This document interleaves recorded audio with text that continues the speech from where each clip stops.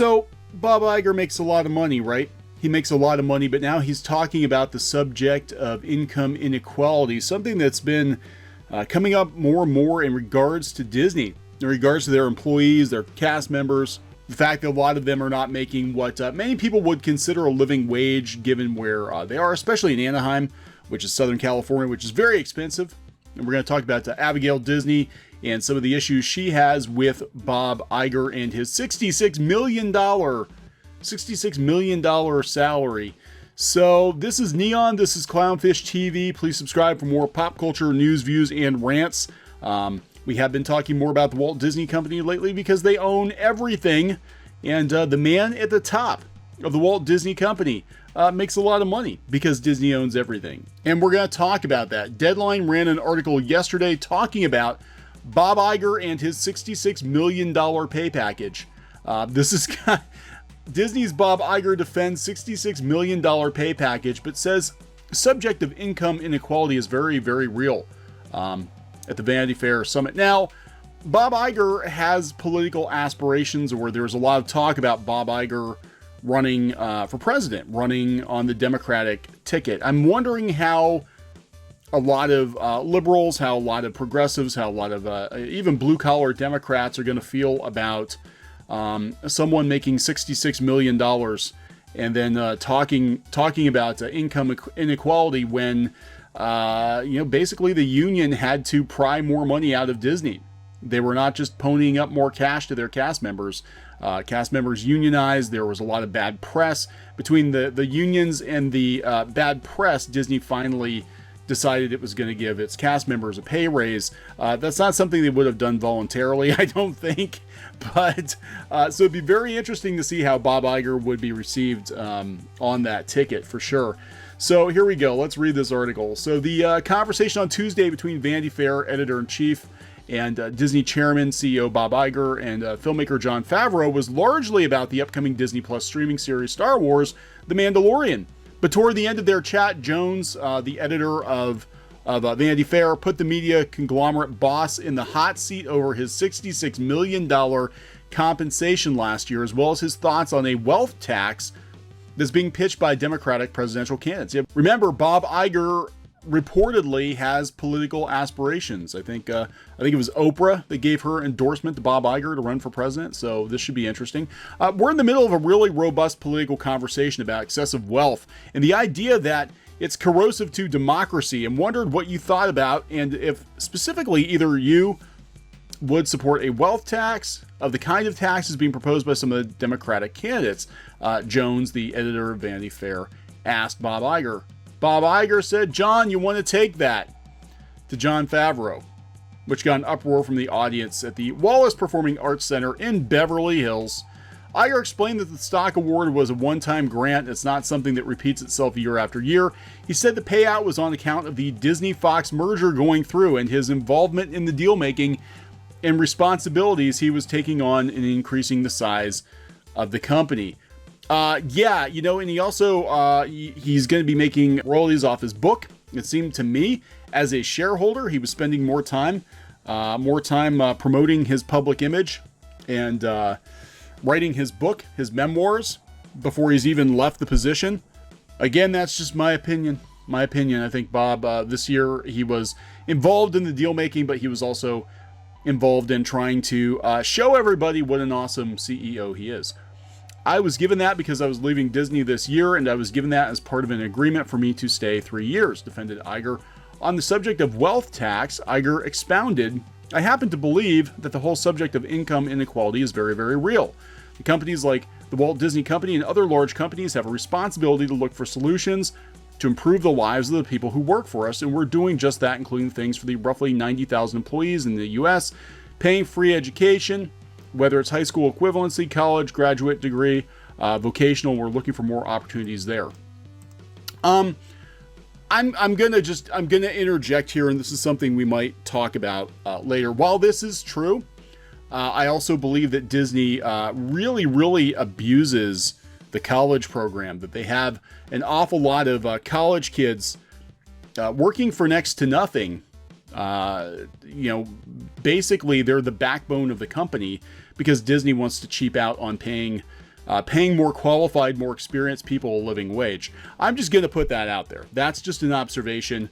Again, working in and around Disney, especially in the parks, most everything is run by interns. It's run by kids in the college program. And I think there are some great people in the college program, but it was meant to be a stepping stone and not a permanent workforce solution. So, but I digress. So I happen to believe, given where we are socially today with a fair amount of challenge, both political, social, and economic, companies like Disney have a responsibility to step up and do their part. Well, okay then. I think we have to look at taxation in general as a country and figure out if there is a tax plan that makes sense, that transfers more wealth from a small set of individuals to a larger set of individuals, he added. Iger's comments come in the wake of 10 Disney female employees filing a class action lawsuit against the conglomerate for being unfairly compensated. Yesterday, Disney, in an LA Superior Court document, said the Disney companies categorically deny that they pay any female employees less than her similarly situated male co-workers and will vigorously defend themselves against each plaintiff's individual claims. Rounding out his Vanity Fair time on stage, Iger was asked if there was a presidential candidate he was supporting. Iger said, "I'm not taking a public position on any candidate, nor will I. I want everybody's money." So, Iger, yeah, he's making a lot of money, right? But he is, of course, the CEO of the largest entertainment conglomerate in the world. So Abigail Disney, granddaughter of Roy Disney, who was the money guy. It was originally the Disney brothers. Roy Disney was the money guy at Disney. He made everything function. She has taken issue with Iger's salary, not because he makes a lot of money, but because so many people at Disney do not make what would be considered a living wage. And I have to somewhat agree with her. She got the Class Traitor Award. She said she loved it, and she's been saying it for years in my family that I'm a traitor to my class. She said I'm very committed to the idea that people who work hardest in the society are the people who are least rewarded. I don't think a CEO who works a 60-hour week is as tired as a hotel maid. Now, okay, here's where it's interesting though. Apparently she's not against millionaires or billionaires. She said it's not the millionaire or billionaire salary she takes issue with. It's how they're treating those people below them who don't make close to the same paycheck. Iger, she's talking about Bob Iger. Take Bob Iger, chairman and chief executive officer of Disney, for example. What I don't understand is that you can walk home with $130 million for a single year's work, and at the same time, know that less than 20 miles from where you lay your head on the pillow peacefully, there's somebody who can't guarantee that tomorrow morning there will be enough food.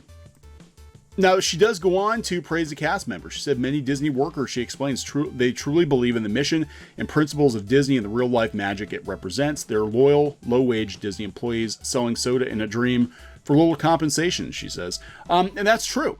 That's true. It really is the employees that make up, that create that Disney magic.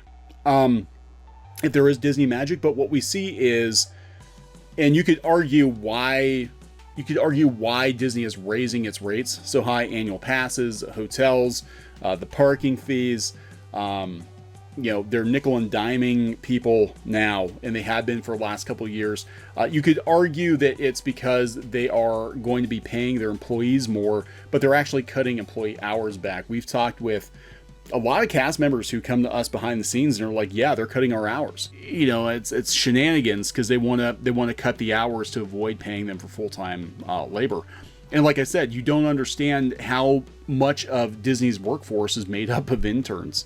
I mean, the college program, everything is run by interns or young people who aren't getting paid much. And, it's kind of appalling when you think about how much you're paying for a vacation. So you pay $5,000, $6,000 on average for a trip to Disney World for a week. And a lot of the people working there couldn't even afford a vacation at that park, But then you also kind of get what you pay for because they're working with so many inexperienced people. There have been complaints that the quality of service has gone down, that the experience isn't as good as it used to be. You don't have people working there, a lot of people working there for 30, 40 years or whatever.